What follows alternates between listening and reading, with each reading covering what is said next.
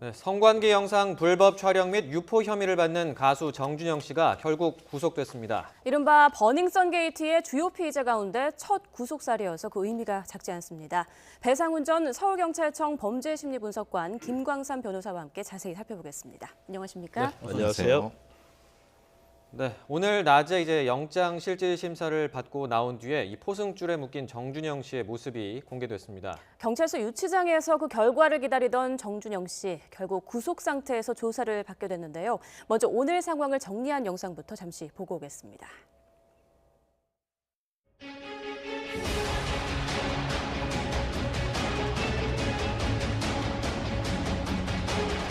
정말 죄송합니다. 저는 용서받을 수 없는 범죄를 저질렀습니다. 저에 대한 모든 혐의를 인정합니다. 저로 인해 고통받을 수 있는 피해자 여성들도 사실과 다르게 아무런 근거 없이 구설에 오르며 2차 피해를 입으신 여성분들 다시 한번 머릿속에 사죄드립니다. 이걸 저지른 일에 대해 평생 반성하면서 살아가겠습니다.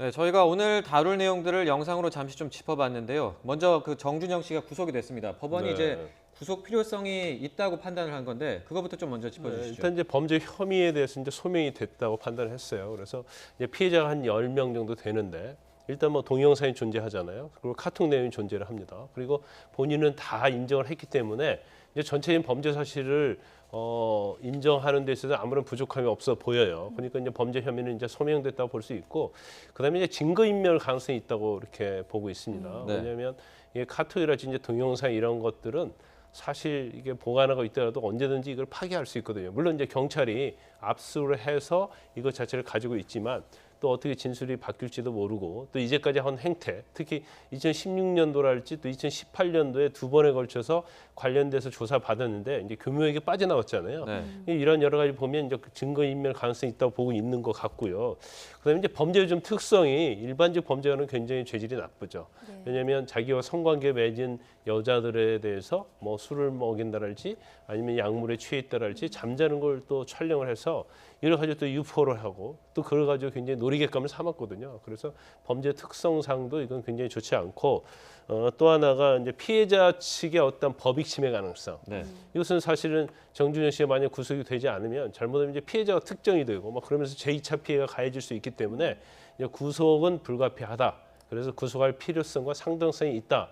이렇게 재판부에서는 판단을 한 거죠. 네, 앞서 뭐 버닝썬 대표죠. 이문호 씨 구속에 실패하면서 경찰로서도 이번 그 영장 구속이 더 절실했을 텐데 이번 구속의 의미 여러 가지로 좀 살펴볼 수 있을 것 같아요. 그동안 수사는 꽤 오래 했습니다. 예. 근데 사실은 어떤 주요한 성과, 사실은 뭐 구속이 성과라고 보기는 어렵지만 전체적인 어떤 맥락을 찾는 데서 실패하는 것이 아니냐라고는 비난도 분명히 있었거든요. 그러면 사실은 이런 정준영 씨 구속을 통해서 특정 형태 혐의를 법원으로부터 인정받은 형태가 되니까 어떤 동력을 찾는 부분이 있고, 실제는 구속이라고 하는 것은 다른 피의자들과의 입을 맞추거나 아니면은 어떤 해당 증인들한테 일정 정도의 압박을 가해갖고 진술을 못하게 하는 여러 가지 이것을 방지하는 효과가 존재합니다. 물론 그들이 어떤 형태의 어떤 방어 전략을 짜는 것까지는 그들에 걸리지만은, 그렇지만은 실질적 진실을 찾는 데 있어서는 중요한 계기가 구속영장 청구가 될 수 있을 것 같습니다. 네.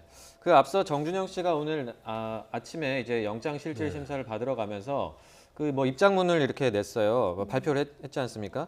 그 수사기관과 뭐 일체 다투지 않겠다. 그리고 뭐 피해자들에게 사과한다 이런 이야기를 했는데 이거는 뭐 앞서도 설명해 주셨지만 법원이 뭐 구속영장을 발부하는 데 있어서 뭐 이런 게 좀 고려가 됐을까요? 이런 일단 뭐 범죄 혐의 자체를 전적으로 인정을 하면 뭐 증거인멸 우려가 없다 이제 그런 판단을 내리는 경우가 있죠. 그렇지만 물론 뭐 증거인멸 자체도 중요하고 또 범죄에 대해서 자백을 하면서 반성하는 것도 굉장히 중요하지만 또 가장 중요한 것 중에 하나가 이제 영장을 발부하는 데 있어서 말이죠. 가장 중요한 게 범죄의 중대성이거든요. 그런데 사실 뭐 전에 물론 두 번에 걸쳐 무혐의는 받았지만 거의 면책을 받았지만 결국 이 범죄의 혐의 자체를 보면 피해자가 10명이나 된단 말이에요. 네. 그리고 이거 자체를 촬영한 그 수유 정도가 굉장히 높고 또 이걸 유포한 행위 자체가 굉장히 죄질이 불량하기 때문에 아무리 반성을 한다 하더라도 이 정도 사안은 혐의의 중대성에 비춰서 이제 구속을 하는 게 맞다고 볼 수밖에 없고요. 예. 또 한 가지 정준영 씨의 어떤 구속이 이제 번인성과 관련된 이제 최초의 구속이지 않습니까? 네. 근데 지금 번인성과 관련해서는 가장 큰 몸체는 뭐 승리, 유리홀딩스의 유인서, 그다음에 번인성 대표인 이문호 대표 이 세 명이단 말이에요. 예. 그러면 어떻게 보면 물론 성범죄와 관련된 몰카와 관련돼서 정준영 씨가 구속이 되긴 했지만 어떤 본류에서 보면 좀 사이드라고 볼 수 있어요. 네. 그렇지만 그래도 의미를 구태여 부여하자고 한다면 일단 경찰 유혹과 관련된 부분, 성매매와 관련 부분, 그다음에 마약과 관련된 부분에 있어서 정준 씨가 이제 구속이 되게 되면 외부 사람과 연락할 수 있는 것이 차단이 됩니다. 예. 그러면 본인이 알고 있는 어느 정도 사실 자체는 경찰에 얘기해 줄 수가 있고 네. 그럼 경찰이 이걸 단서를 가지고 수사를 시작하고 또 추가적인 목격자의 진술이랄지 아니면 디지털 증거랄지 물적 증거를 확보해서 수사를 할 수 있는 굉장히 시발점이 될 수 있다는 거죠. 그래서 이제 그런 측면에서는 굉장히 의미가 있다고 봅니다. 네, 분석관님, 지난 2016년에 그 당시 정준영 씨가 기자회견을 앞두고 지인에게 죄송한 척 하고 올게 뭐 이렇게 얘기했다는 게 뒤늦게 알려졌지 않습니까? 그래서 오늘 이 반성하는 모습을 보였지만 이걸 보고 이번에도 악어의 눈물 아니냐 이런 목소리들도 나왔는데요. 어떻게 보셨습니까? 이게 참 아이러니하게 저희 같은 프로파일러들한테 연예인들의 기자회견은 하나의 교과서입니다. 왜냐하면 연예인들 특히 이제 연기자들은 표정을 감추는 훈련을 굉장히 이거 생활이지 않습니까? 네. 정준영 씨가 그렇다는 얘기는 아닌데 네. 저희 같은 사람들은 얼굴 표정에서 그 감정을 읽어야 되는 사람들인데 이전의 맥락을 찾아갖고 이것이 실제 울음이 나와야 될 때 울음이 안 나오거나 또는 안 나와야 될 때 울음이 나오는 부분. 그러니까 이 감정선을 찾는 것이 핵심인데 네. 그러니까 문제는 이 정준영 씨 같은 2016년에 전적이 있는 거죠. 사실은 그때의 사과가 지금 저 화면에 보시는 것처럼 매우 무표정하게 하지만 말이 빠릅니다. 예. 사실은 그것과 감정이 연결되는 것을 복합적으로 판단을 하거든요. 저희 같은 사람들은. 네. 근데 지금 같은 경우는 잘 고개를 숙이고 있는 것도 아마 이 표정을 들키지 않으려고 하는 여러 가지 방법 중에 하나입니다. 예. 근데 이제 아직은 모르겠습니다. 앞으로 이제 수사를 받는 과정에서 본인의 진정성이 드러나겠죠. 네. 거기서도 진짜 그렇게 안 한다면 지금도 악어의 눈물이 있을 수 있는 거죠. 그렇군요. 네. 뭐 진심이 담긴 사과였는지는 이제 정준영 씨 본인만 알겠지만 어쨌든 오늘은 뭐 많이 반성하는 듯한 모습을 보이긴 했습니다. 그런데 어쨌든 중요한 게 아까도 말씀해 주셨지만 이 뭐 불법 촬영이나 몰카 이런 것도 중요하지만 더 중요한 게 이제 경찰과의 유착 의혹이라든지 이런 부분 아니겠습니까? 네. 이 관련해서 3년 전에도 지금 말씀해 주셨지만 이 비슷한 논란이 있었는데 그때 이 사건을 수사했던 경찰이 지금 입건이 됐어요. 이 사건은 이제 2016년도에 일어났던 사건인데 이제 여자친구가 자신을 몰래 도찰을 했다고 그래가지고 이제 고소를 한 사건이에요. 네. 그런데 이와 관련해서 이제 경찰에서 수사를 했었는데 정준영 씨한테 휴대폰을 임의로 제출을 하라고 합니다. 그런데 임의로 제출하지 않고 이게 고장이 나서 디지털 포렌식 업체에 맡겼다. 그래서 거기에 복원을 맡겼다 이렇게 얘기를 해요. 네. 근데 시간이 지나도 가져오지 않아요. 그러니까 경찰이 그곳에 전화를 합니다. 전화해서 해서 어떻게 되냐, 그러니까 시간이 많이 걸린다고 하니까 그러면 기계가 노후화되고 데이터 복원이 안 된다는 식으로 확인서를 하나 작성해달라 그렇게 얘기를 해요. 네. 그래서 결과적으로 그 휴대폰은 받지 못했습니다. 그리고 검찰에 그걸 송치를 했고 또 이런 사건의 특징은 몰카 관련된 특징은 원래 본 동영상이 없으면 기소하기 어려워요. 왜냐하면 나는 그거 서로 합의해서 자진해서 찍었다는 것이고 피해자는 아니다. 이건 난 몰래 촬영을 당했다 하는데 몰카로 찍힌 그 동영상을 보면 이게 의사에 반해서 찍혔는지 아니면 서로 협의해서 찍었는지를 분명히 알 수 있거든요. 근데 만약 피의자가 거기에 대해서 부인을 하게 되면 사실은 기소해봤자 무죄가 나옵니다. 네. 그래서 결과적으로 그 동영상을 확보하지 못한 채 이제 검찰에 송치를 했는데 이제 문제는 이제 그거죠. 전화를 해서 그것이 복권이 안 된다고 확인서를 써달라 해놓고 그거 휴대폰을 받지 않고 또 아니면 확인한 복원 데이터 복권 걸 받지 않고 송치를 했단 말이에요. 예. 그런데 이제 제가 개인적으로 볼 때는 아마 경찰에서 그 경찰 담당 경찰관을 직무유기로 입건했다고 하는데 네. 그거 말고도 지금 언론은 직무유기로만 나와 있습니다만은 아마 그 포렌식 업체에게 통화를 했는데 네. 이것이 복구가 어렵다고 했다, 불가능하다 했다고 아마 수사보 형식으로 써서 네. 기록에 붙어 있을 가능성이 커요. 그럼 그 수사보고는 허위죠. 네. 그렇죠. 그럼 허위 공문서 작성이 되는 거예요. 그러니까 직무유기뿐만 아니라 허위 공문서 작성죄 등이 추가로 입건돼서 조사를 받을 가능성이 크다 이렇게 볼 수 있습니다. 단순히 할 일을 안 했다가 아니라 좀 더 적극적으로 이 조작에 가담했을 가능성을 그렇죠. 해석할 수 있는 부분이네요. 네, 예, 정준영 씨 변호인 역시 지금 입건이 됐죠? 예, 예. 그 변호인이 아까 변호사 말씀하신 그 행동에 일종의 공범을 했을 수 있다. 네. 말하자면은 이게 맥락이 안 맞는 것은 경찰관은 허위 안 된다고 포렌식 업체에 얘기를 한 거고 해달라고 한 거고 그 시간 선후차의 부분을 본다고 하면 분명히 둘 사이에 뭔가 있어야지 이 결과가 나올 수 있다는 겁니다. 네. 그러니까 이제 아까 변호사님 말씀하신 것처럼 그 부분도 핵심적으로 봐야 될 거죠. 왜냐하면 그것이 누군가의 힘에 의해서 됐다고 하면은 이거는 규모 자체가 여기서 끝날 것이 아니라 그 윗선으로 갈 수 있기 때문에 그런 겁니다. 예. 그 저희가 한 가지만 더 여쭤보고 이제 승리 씨 얘기도 좀 해보겠습니다. 그 이번에 정준영 씨가 구속된 이유 중에 피해자와 합의할 가능성도 고려가 됐다고 볼 수 있을까요? 근데 사실 물론 뭐 피해자와 합의가 굉장히 중요하긴 해요. 왜냐하면 뭐 직접적 피해자, 간접적 피해자 있을 수 있는데 이런 사건에 있어서는 결과적으로 이제 피해자의 합의 자체가 양형에 굉장히 영향을 많이 미칩니다. 네. 그리고 정준 씨가 물론 전에 뭐 의심스럽죠. 지난번에 2번에 걸쳐서 처벌 받아야 하는데 결국 뭐 무혐의 되고 한 번은 수사가 안 됐지 않습니까? 그렇지만 그거 자체는 이제 전과되지 않아요. 그리고 일반적으로 어떤 몰카와 관련된 부분에 있어서는 전과 없이 초범이면 피해자와 합의했을 때 이제 관대한 처벌하는 것이 원칙이지만 네. 지금 이 사건에 보면 피해자가 한 10명이나 되잖아요. 네. 이게 촬영에 그치지 않고도 유포까지 했잖아요.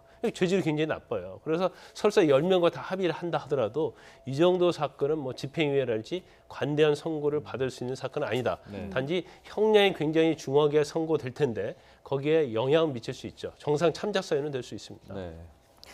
자, 그리고 이번에 승리 얘기로 좀 넘어가 보도록 하겠습니다. 승리의 성접대 의혹 관련 보도가 나온 지 24일 만에 승리 변호인이 처음으로 이제 입장을 밝혔습니다. 결론부터 얘기하자면 그 카톡 대화방에서 오간 얘기 중에 오타가 있었다는 겁니다. 그 상황 설명을 좀 시청자 여러분의 이해를 돕기 위해서 다시 한번 해드리면요. 자, 승리의 성접대 관련 의혹 관련 보도가 나온 지 24일 만에 나온 얘기입니다. 자, 3년 전에 승리가 직원에게 외국인 투자자 일행을 언급하면서 메인 자리를 마련하고 여자애들을 부르라고 지시를 했고요. 자, 이게 좀 방송에 적합한 말은 아니지만 중요한 부분이기 때문에 그대로 좀 말씀드리겠습니다. 잘 주는 애들로라고 카톡에 나와 있었습니다. 그런데 여기서 변호사가 승리가 이 부분에 대해서 기억을 잘 못한다. 잘 노는 애들이 오타가 난 것이다. 라고 해명을 했단 말이죠. 분석관님 이 해명 어떻게 들으셨습니까? 이건 맥락을 봐야 되는 거죠. 예. 그럼 대상이 누구냐? 대상이 이제 남성이고 흔히 말하는 그만큼 위치에 있는 사람이다. 그래서 이제 여기서 이제 해명한 게 뭐냐면 사실은 대상도 여사친이다. 여자 사람 친구다. 그러니까 맥락상 그 여자분과 쇼핑도 같이 해주고 쉽게 말하면 역할 대행 서비스를 해줄 수 있는 사람을 찾는 거지 그건 아니다라고 맥락상 흐름을 이렇게 연결되는 건데요. 예. 문제는 이 과정은 좀 달라진 건 뭐냐면 지금 이 어떤 형태를 받아야 되는 사람이 사실은 그 여사친인지 아니면 여사친을 가장한 어떤 돈 많은 아니면 뭔가 영향력 있는 어떤 사람인지에 따라서 지금 이것의 진위가 밝혀질 수 있는 거죠. 근데 막상 이 맥락을 안 따지고 이 얘기를 그냥 단순히 오타라고 하면은 예. 이거는 성립이 안 되는 겁니다. 근데 맥락상 아무래도 제가 보기에는 여사친보다는 후자 쪽에 가깝지 않겠습니까? 전체적인 맥락을 앞뒤로 한다. 뭘 잘랐다고 하지만은 사실은 다 노출된 거 보면은 이것은 사실은 좀 그런 것은 좀 석연치 않은 부분이 있겠죠. 예. 그 승리 측 변호인이 주장하는 것도 보도들이 이제 대화 앞뒤가 누락되고 악의적으로 편집되다 이렇게 주장을 하고 있는데 변호사님 같은 변호사 입장에서 보셨을 때 이 해명 어떻게 보셨습니까? 근데 우리가 지금 이게 버닝썬 사태가 이제 카톡이 굉장히 또 중요한 역할을 했고 그 카톡에 근거해서 대한민국이 난리 난 거 아닙니까? 이 언론을 비롯해서 막 경찰 할 거 없이 제가 엄청난 파장을 일으켜 왔는데 지금 결론을 얘기하면 이건 마치 자기들끼리 어떤 바보 같은 행동, 치기 어린 행동 아니면 농담한 그런 내용으로 이걸 굉장히 몰아가고 있다고 저는 봐요. 그리고 아까 이제 방송에 그러면 부적하지만 잘 주는 애들을 마치 잘 노는 애들이 오타라고 했는데 네. 이 오타 주장 상당히 많이 합니다. 잘 잘 주는 것은 지읒을 시작하죠. 그다음에 니은이죠. 그건 옆에 있는 그러한 받침이 아니에요. 갤럭시가 됐건 아이폰이 됐든 간에 맞아요. 네. 이게 열이 다릅니다. 네. 그래서 이 오타치 굉장히 어렵고 경찰총장도 마찬가지죠. 자기들 생각에는 이거 뭐 그냥 농담으로 하면서 이렇게 과장되게 얘기했다. 이게 지금은 카톡과 관련돼서 있는 모든 것들 성매매랄지 마약과 관련된 부분, 경찰 유착과 관련된 부분 그런 거 모든 것을 어떻게 하냐면 우리 농담을 하다가 이런 얘기를 한 것이다. 맞습니다. 아니면 오타를 쳤다. 그렇게 하죠. 굉장히 이거 자체를 그냥 경시하면서 사건 자체를 굉장히 우습게 보는 경향이 있다. 그런데 이제 제가 개인적으로 생각할 때 이제 저런 얘기가 나왔을 때도 아마 경찰 단계에서도 저런 얘기를 그대로 조사를 받으면서 했을 거라고 추측이 돼요. 네. 근데 그런 이유는 여러 가지 있겠지만 경찰이 가지고 있는 증거를 보니까 직접적인 증거 아무것도 없다. 그러면 이 모든 것 자체를 우리가 장난을 했다고 하면 뒷받침을 보강 증거가 없기 때문에 우리는 면죄부를 받을 수 있다. 이제 그런 생각을 했을 가능성이 상당히 크지 않나 싶습니다. 네. 공교롭게도 그 말씀하신 것처럼 이렇게 그 승리 씨 측 변호인으로부터 이런 해명이 나온 게 경찰 조사를 받은 이후거든요. 시점이. 그러니까 말씀하신 것처럼 조사를 받아봤더니 뭔가 경찰이 충분한 증거를 가지고 있는 것 같지 않다. 이런 생각에서 이런 해명에 적극 나서는 게 아니냐 이런 또 얘기도 있습니다. 아까 제가 말씀드린 맥락이죠. 맥락을 빠져보니까 앞뒤 부분에서 이걸 맞출 부분에서 경찰도 안 가지고 있다. 하필 또 근데 이 유착 의심을 받고 있는 사람이 경찰에서 상당히 중요한 위치를 차지하고 있는 총경이면은 네. 사실 아니할 말로 여러 가지 연결해서 사실 구할 수 있는 부분도 없지 않다고 보면은 본인들 입장에서는 사실은 이 정도까지 해면은 뭐 해명이 되겠다라는 생각을 분명히 했을 수 있을 겁니다. 왜냐하면 중요한 건 사실 맥락이거든요. 그러니까 뭐 오타가 난다 하지만은 자기는 진짜 오타 쳤다라고 하면 우기면은 사실은 그것은 물적 증거로 뒷받침해야 되는데 물적 증거에 대한 사실 부족한 부분이 있다는 것을 사실 가지고 있는 카드가 없다는 걸 알아챘다고 하면은 사실은 이렇게 버티기 작전으로 간다고 하면 사실은 난감한 부분이 있겠죠. 그런 면에서. 그 승리 변호인의 해명 중에서 뭐 성접대도 절대 아니고 결혼식 하객 아르바이트랑 같은 개념이다라고 했고요. 또 코카인 투약 의혹도 있지 않습니까? 네. 여기에 대해서는 뭐 제보자와 대질, 거짓말 탐지기든 뭐든 하겠다라고 얘기를 했는데요. 자, 궁금한 점은 코카인 투약 의혹이 한참 지난 일이지 않습니까? 네. 이런 경우에는 그 제보자의 제보만으로 그리고 이런 대질 조사라든지 거짓말 탐지기 조사만으로도 혐의가 어떻게 인정이 되는 건가요? 일단 그 일반적으로 마약과 관련된 부분은요. 일단 그 소변이 됐든 이제 모바일 검사를 통해서 양성 반응이 나와야 돼요. 예. 그래야지 그런 직접 증거가 없으면 사실은 기소해서 처벌하기 굉장히 어려운 측면이 있습니다. 네. 근데 모바일 같은 경우에도 만약에 뭐 상당히 오랫동안 길러왔다고 한다면 어느 지점에서 마약 성분이 추출되느냐에 따라서 그 시점을 어느 정도 특정이 돼요. 근데 이제 승리와 관련돼서 이제 뭐 머리에서 특히 모발, 이제 소변 같은 경우는 뭐 금방 배출이 되기 때문에 검출이 거의 안 됩니다. 시간이 좀 지나면. 그래서 마약과 관련된 부분이 이제 뭐 감정에서 나올지 안 나올지는 모르겠지만 그런데 여기서 보면 이제 해외 코카인 흡입을 했다는 의혹에 대해서는 명확한 목격자가 있단 말이에요. 네. 그러면 사실 시간이 지나서 검출이 안 된다고 한다 하더라도 그 코카인을 흡입한 장소 그리고 그 물건 그리고 그게 흡입한 것이 코카인인 것이 분명하다는 그런 목격자의 진술과 그걸 뒷받침할 수 있는 간접적인 증거들이 있다고 한다면 이건 죄가 인정될 수도 있는 부분이고요. 예. 그다음에 이제 뭐 대질 조사는 뭐 아까 말씀드린 것처럼 목격자 진술이 신빙성이 있고 여러 가지 간접적인 것들이 뒷받침됐을 때는 이제 대질을 통해서 굉장히 좋은 증거가 될 수 있고 또 이제 거짓말 탐지 조사를 했는데 만약 승리 씨가 거짓말이 나왔다. 그럼 본인에게 그건 굉장히 불리한 거죠. 하지만 거짓말 탐지 자체는 일반적으로 증거가 되지 못합니다.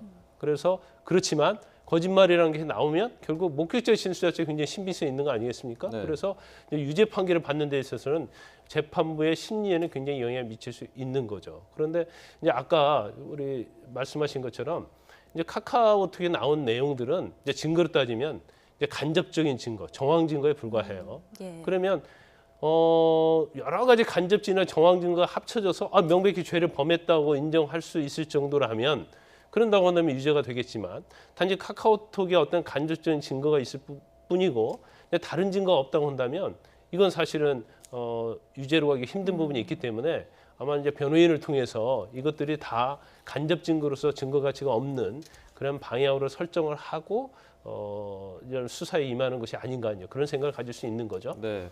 변호인을 통해서 이제 전략을 좀 세운 것 같다 이런 느낌이 드는데 그런데 이제 시간이 지나도 원래 이 사건 자체가 초기부터 뭐 소속사라든지 연예인들의 부인이 강력한 부인이 있었지만 결국 수사가 진행되는 걸 보면 이제 하나씩 밝혀지고 있지 않습니까? 그래서 앞으로 좀 이런 혐의들도 좀 지켜봐야 될 것 같고요.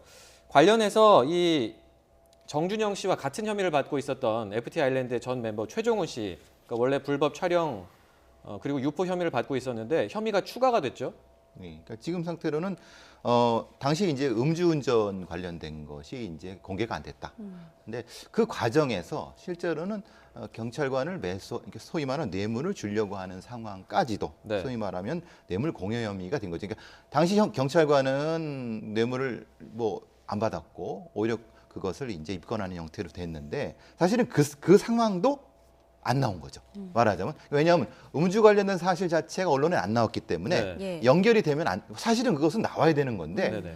사실은 그러면 이 상황을 누가 사실은 지웠는지 그걸 또 찾아야 되는 부분이다. 근데 네. 어쨌든 지금 상황에서는 뇌물공여 혐의가 추가가 된 거죠. 네, 또 한 언론사 보도에 따르면 2016년 당시 그 최종훈 씨가 음주 단속에 적발된 사건이 경찰 내부에서 윗선까지 보고가 안 됐다. 보통 이런 유명인이 적발이 되면 최소 지방 경찰청까지는 보고가 된다고 하는데요. 이번엔 안 됐다고 합니다. 이 부분에서도 누군가 중간에서 무마했을 가능성이 있다라는 하나의 근거가 될 수 굉장히 있죠. 그럴 가능성이 있다고 봐요. 예. 그리고 이제 경찰의 어떤 존재가 굉장히 정보 보고를 잘합니다. 그래서 뭐 지역에 일어난 중에서 특히 뭐 유지랄지 아니면 조금이라도 유명한 사람이 있으면 반드시 정보 보고를 해요. 네. 그런데 이걸 안 하면 나중에 문책을 당하는 경우도 있거든요. 그래서 이분을 좀 만약에 정말로 보고를 안 했다고 한다면 이제 밑에 성원에서 일단 뭐 이런 표현은 그렇지만 뭐 깔아뭉갰다. 네. 그리고 왜 깔아뭉갰을까? 그것은 결과적으로 유착관계 있을 가능성이 크다.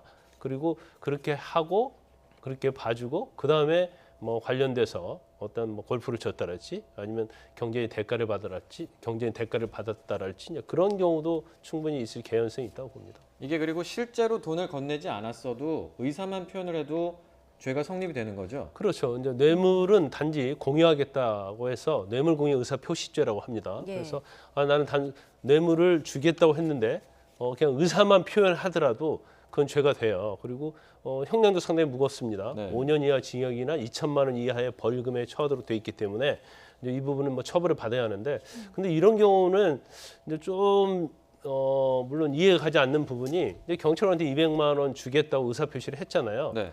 그러면 일반적으로 경찰은 뇌물공여 의사표시로 최종원 씨를 입건을 해야 돼요. 그때. 예. 그 근데- 의사를 표시했을 예예. 때 근데 지금 보면 단순히 거절만 한 걸로 나와 있거든요. 네.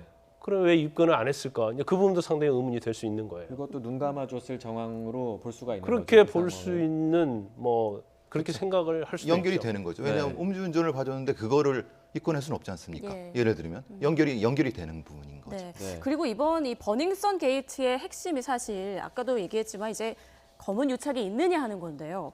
이제 유리홀딩스의 유 전 대표에 대한 수사 및 그 신병 확보가 큰 관건이다라는 얘기가 있는데 지금 어떻게 진행되고 있는 겁니까?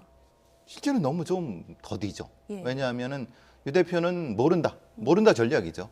우리는 뭐 좀 방송상 그렇지만 우리는 바보였다라는 전략이지 않습니까? 우리는 그냥 윤모 총경이라는 사람이 아주 대단해 보이고 그래서 그 사람한테 일종의 그 사람을 호가호위해서 허세를 떤 것 정도 카톡상 허세다. 실제로 그래서 된 게 뭐냐? 아니 근데 그렇진 않습니다. 사실은 된 거는 있습니다. 근데 그거는 흔히 말하는 윤모 총경이라는 사람의 큰 힘이 직접적으로 작동한 건 아니라 간접적으로 작동한 거다라는 부분이거든요. 문제는 그렇습니다. 윤모 총경 같은 사람의 힘이 직접적으로 어떤 마디마디마다 구체적으로 작동이 됐는가에 대한 수사가 유모 씨와 당시 뭐 이 대표 이런 사람들과 연결이 돼야 되는 건데 그게 사실은 진술마다 차단되고 있는 상태거든요. 지금 그러니까 입증하기가 굉장히 어려운 상태입니다. 예. 지금 상태가 다 그렇게 생각하시면 됩니다. 네. 뭐 오늘 이제 정준영 씨가 구속이 되면서 화려한 연예인의 추락 뭐 이런 쪽으로도 굉장히 뭐 주목을 끌고 있지만 사실 이 버닝썬 게이트 사건이 공권력의 유착 이런 부분이 가장 좀 본질적인 부분이고 핵심 아니겠습니까? 이게 앞으로 좀 수사가 제대로 이 부분이 되는지를 좀 지켜봐야 될 것 같고요. 이제 좀 주제를 바꿔 보겠습니다. 그 수사가 진행되면 될수록 의문을 낳고 있는 이 이희진 씨의 부모 피살 사건. 먼저 오늘 그 영상부터 저희가 보고 다시 이야기 나눠보도록 하겠습니다. 영상 보시죠.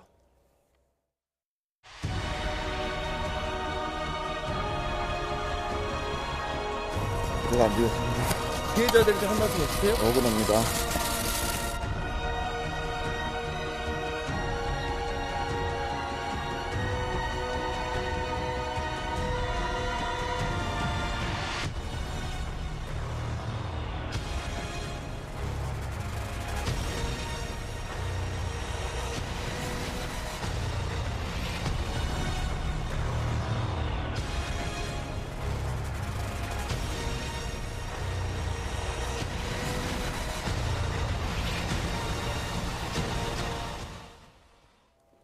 네, 참 하루가 지날 때마다 이 새로운 사실들이 나오고 있는데 분석관님, 그 지금 사라졌던 5억 원의 일부 행방이 지금 확인이 된 거죠? 예, 그러니까 반액이죠. 2억 5천만 원. 근데 원래는 한 1,800만 원 정도는 김 씨가 이제 얘기를 했습니다. 네. 나머지 2억 3천 정도가 지금 얘기가 된 것이 변호인의 설득을 통해서 얘기됐다고 하는데 그의 모친이 가지고 직접 안양동안경찰서로 들어와서 네. 반납을 했다고 하는데 그 돈은 사실은 여동생의 차에 있었다 이런 얘기를 합니다. 그러니까 이제 말하자면 분명히 압수수색을 했을 텐데 그때는 못 발견하고 이전에는 계속 진술만 따라가다가 네. 사실 헛다리 짚은 꼴이 돼갖고 참 안타깝습니다. 이게 어제만 해도 저 피의자 김 씨가 자기는 5억 원을 뭐 어떻게 됐는지 모르고 공범들이 가져갔다라고 진술을 하면서 억울하다까지 얘기를 했었거든요. 근데 그렇죠. 하루 만에 완전히 지금 주장의 신빙성이 떨어진 상황인 거죠. 그러니까 이제 이 사람의 얘기가 사실은 어디부터 거짓말인지를 지금은 가늠 못하는 겁니다. 네. 처음에는 자기는 2천만 원이고 나머지는 다 중국 동포 공범들이 가지고 도망갔다라고 하는데 사실 그 얘기도 믿을 수 없습니다. 말하자면 아예 그 사람들이 돈을 안 가져갔을 수도 있는 거고요. 네. 왜냐하면 실제로 공항을 통해서 돈을 가져간다는 게 말이 안 되지 않습니까? 그러니까 전체 앞부터 다시 이 사람의 진술을 다시 다 검토해야 되는 상황이 되는 겁니다. 네. 지금 상황으로서는 뭐 나머지 돈도 어디에 숨겨놨을 수도 있을 본인한테 거죠. 본인이 숨겨놨을 수도 있는 거죠. 그렇죠. 사실은 그 중국 동포한테가 가지고 갔다는 건 그건 신뢰할 수 없는 겁니다. 지금 상태로 봐서는. 네. 그리고 오늘 또 김모 씨가 진술한 내용 가운데 위조된 영장으로 이희진 씨 부모 자택에 들어갔다. 그렇죠. 네, 네. 이제 유죄된 압수수색 영장을 가지고 수사관 행세를 했다고 그럽니다. 예. 그래서 일단 이제 아파트를 들어가는데 이제 들어갈 때는 아마 지금 이 사건이 굉장히 미스터리나 의혹이 안 밝혀진 이유가 이 김 씨가 제대로 얘기하지 않는 거예요. 계속 거짓말 하다 보니까 이 범의 동기부터 시작해서 네. 수사를 사체를 유기하고 이런 과정까지 전체적으로 보면 굉장히 맞지 않는데 거기다 이제 거짓말을 계속 해오고 있다고 저는 이렇게 봅니다. 예. 그런데 지금 새로 나오는 그 언론에 나오는 얘기가 그냥 압수수색 영장을 유죄로 했다는 거예요. 그래서 일단 아파트가 있으면 이제 동출입문이 있고 현관 출입문이 있을 거 아니에요. 네. 네. 그런 이제 동출입문은 뭐 일반 아파트 주민을 따라서 들어가고 동출입문에 있다가 이희진 씨 부모가 오니까 이제 압수수색 영장을 제시를 했다는 거죠. 그러면 압수수색을 하려고 하면 이제 집안을 들어가야 할 거 아니에요? 그럼 집에 들어가서 이제 계속 뭐 취조를 하는 식으로 하니까 이희진 씨 부모가 굉장히 의심을 했다는 거예요. 수사관이 같지 않다. 그러니까 거기에서부터 그 살해하면서 폭행하면서 이제 살해가 시작됐다. 이제 그런 취지로 얘기하는 것 같아요. 그러면 유죄된 압수수색 영장까지 유죄하고 그럴 정도 되면 이건 얼마나 치밀했는가 이제 그거를 또 알 수 있지 않겠습니까? 그래서 예. 이제 범행의 어떤 방법도 지금 경찰에서 수사를 받을 때는 불리한 것은 전부 다 묵비권을 행사하고 네. 일부에서만 뭐 진술을 하는데 유리한 부분은 자기에게 거짓말로 얘기를 하는 거예요. 예를 들어서 아까 말씀드린 것처럼 돈을 그때는 가진지도 몰랐다. 그리고 돈을 가져가려고 하지 않았는데 그 돈을 있는지도 몰랐다고 그렇게 얘기하는 거예요. 그리고 돈을 결국 발견을 했는데 중국 동포 3명이 알아서 그 돈을 자기들이 가져갔다 이렇게 얘기했지 않습니까? 네. 근데 그게 아니라는 게 밝혀졌잖아요. 2억 3,800만 원이 어머니가 가져왔는데 이것도 사실은 자기 여동생의 트렁크에 숨겨놨다가 어머니가 변호사의 어떤 설득에서 가져왔다는 거예요. 그럼 이것 자체도 거짓말이라고 볼 수 있잖아요. 그래서 이런 전체적인 상황들이 아직까지도 사실을 얘기하고 있지 않다. 근데 본인이 그 사체 유기도 왜 냉장고에 이희진 씨 아버님만 해서 옮겼나? 또 왜 이삿짐센터 직원을 불렀는가? 이런 또 이거 관여된 사람들이요. 쭉 보면 이제 벤츠 차량을 훔친 것까지 하면 한 10명 정도 되거든요. 그런데 일반적으로 이렇게 강력 사건을 하는 경우에는 완전 범죄를 꿈꿉니다. 그래서 제3자가 개입하는 걸 굉장히 싫어해요. 네. 그런데 계속적으로 흥신소 직원도 만나고 뭐 이런 걸로 한 거 보면 또 다른 뭐가 있을 가능성이 크다 이렇게 봅니다. 지금 말씀해 주신 것처럼 계획 범죄 정황이 참 여러 가지가 있는데 그 위조 영장을 준비할 정도로 그리고 수사관을 사칭할 정도로 이렇게 준비를 했는데 들어가서 이제 그리고 지금 그 피의자 김모 씨가 주장하는 게 자기는 죽이지 않았다. 공범들이 죽였다. 이렇게 주장을 하고 있는데 지금 보면 범행을 준비한 정황들이 많지 않지 않습니까? 그러면 이제 범행에 사용된 도구들을 또 분석해 보면 이 사람의 말이 진짜인지 아닌지 알 수 있을 가능성도 있지 않을까요? 기본적으로 이제 부검을 통해서 그 사체의 상흔을 먼저 봅니다. 그럼 사체의 상흔이 이 사람이 이제 외국에서 공부한 사람이고 실제로 이제 물리적인 육체적인 어떤 활동을 한 사람은 아니라고 합니다. 그러면 사실 물리적인 육체적인 그 칼을 쓸 수 있는 사람의 상흔과 사실은 그 어떤 근육이 큰 힘을 가지고 쓰는 사람의 방향은 다릅니다. 네. 그러니까 그것을 정교하게 비교해 보면은 이 사람의 말과 실제 그 상황이 될 수 있는데 분석이 될 수 있는데 아직 경찰은 그걸 내놓고 있지 않습니다. 왜냐하면 지금 내놓으면 안 되는 거죠. 왜냐하면 전체적으로 어떤 이 사람의 어떤 거짓말이라든가 이런 걸 파악해 보고 그 다음에 결정적으로 내놓은 상황이기 때문에 가지고 있을 겁니다. 근데 문제는 초기에는 이 사람이 자기가 어떻게 뭐 자기를 안 죽였고 어떻게 한 부분을 얘기하지만은 사실은 이게 다 거짓말이라고 하면은 전체적인 큰 규모의 계획성은 존재하는 건 맞는데 네. 나머지의 다른 부가적인 계획성에서는 뭔가 좀 부족한 부분이 있다. 아까 변호사 말씀하신 것처럼 그것을 보충해 쓴 어떤 공범이라든가 아니면 네. 또 다른 어떤 장치가 있어야지 설명이 될 것 같다는 생각이 듭니다. 네. 또 김 씨가 범행 이후에요. 흥신소에 꾸준히 이제 연락을 했다고 하는데 이 부분에 대해서는 어떻게 해석할 수 이것도 있을까요? 계속 이제 미스테리가 나오고 있는 거예요. 예. 그래서 이제 범행 전에도 이제 흥신소 계속 연락을 했다고 그럽니다. 그리고 이 사건이 이제 16일날 신고가 돼서 17일 체포가 됐는데 체포 당시에도 편의점에서 흥신소 직원을 만나러 가서 체포가 된 거예요. 그러면 왜 흥신소 직원으로 계속 연락을 취했을까? 그다음에 이 사건 살해 행위를 강도 살인을 한 다음에도 흥신소 직원을 왜 만났을까? 이제 그 부분이 굉장히 의아시 되는 거죠. 그런데 이제 그 우리가 그 이진 씨 아버님의 사체를 평택에 있는 창고로 가서 은닉을 했잖아요. 예. 유기를 했잖아요. 근데 이 평택 창고 자체도 살해를 하기 전에 한 게 아니고 살해를 한 다음에 이걸 월세 계약을 한 거예요.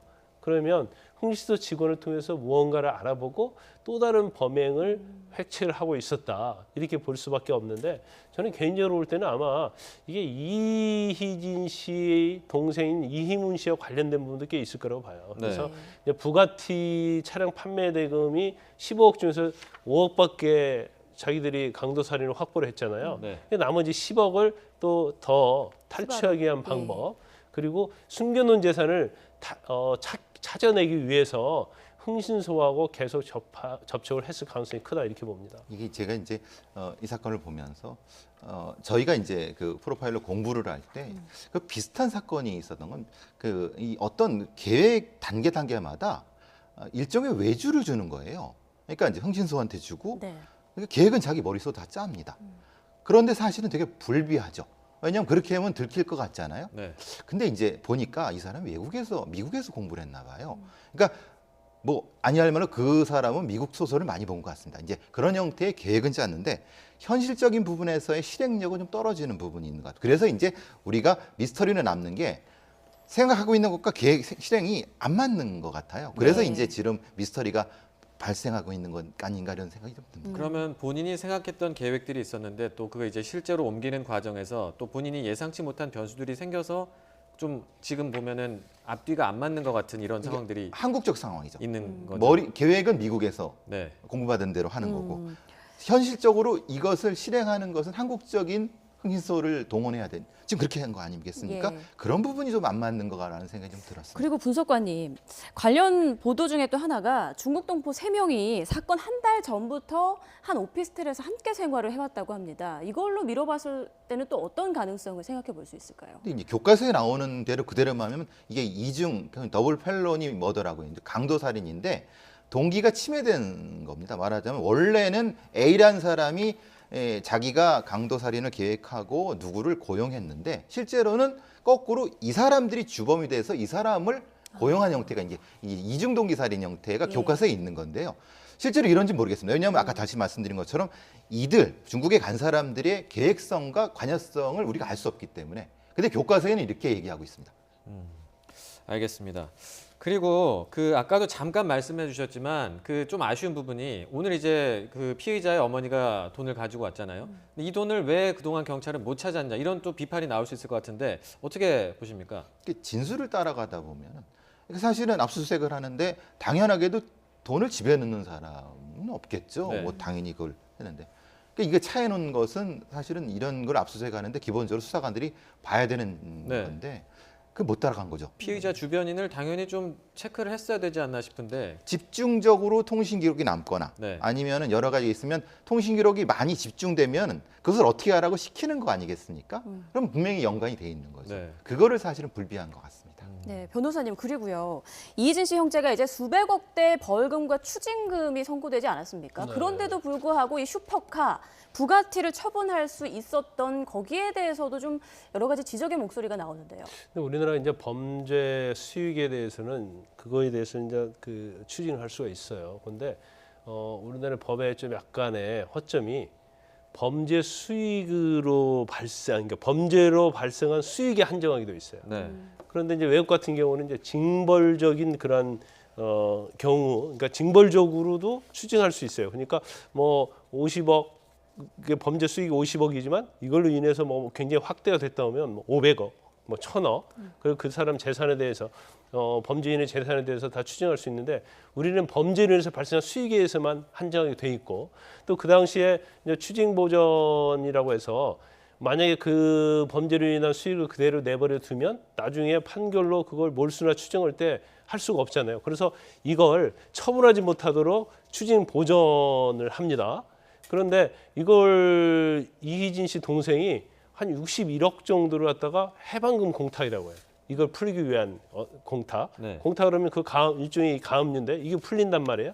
근데 그게 부가티였던 걸로 보여요. 그래서 부가티 자체가 또 이희진 씨의 동생이 운영하는 회사 소속 차량이었단 말이에요. 네. 그러니까 이제 범죄 수익과 관련된 부분에서 좀 애매한 측면이 있었고 또 그 해방금 공탁을 해서 추징봉전 명령을 한 걸 풀었기 때문에 이걸 이제 팔 수가 있었던 거죠.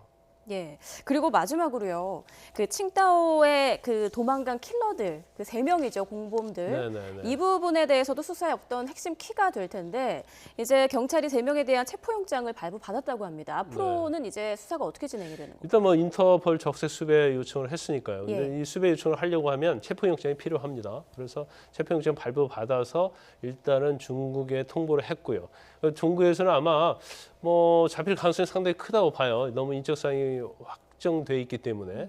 그러면 잡히게 되면 국제 이제 사법공조를 통해서 반드시 이제 우리 한국에 송환을 해야죠. 송환을 한 다음에 추궁을 하게 되면 결국 지금에 잡혀 있는 김모 씨의 진술의 어떤 진위, 왜 범죄에 가담하게 됐는지, 그다음에 이 돈은 어떻게 처리가 됐는지 이제 이런 우리가 미스테리한 부분들이 상당 부분 의문이 풀릴 거라고 봅니다. 네, 지금까지 국민에게 충격을 안겨준 사건들에 대해서 얘기를 좀 나눠봤는데요. 앞으로의 수사 상황도 잘 지켜봐야겠습니다. 지금까지 배상훈 전 서울경찰청 범죄심리분석관 김광상 변호사와 함께 얘기 나눠봤습니다. 두 분 고맙습니다. 고맙습니다.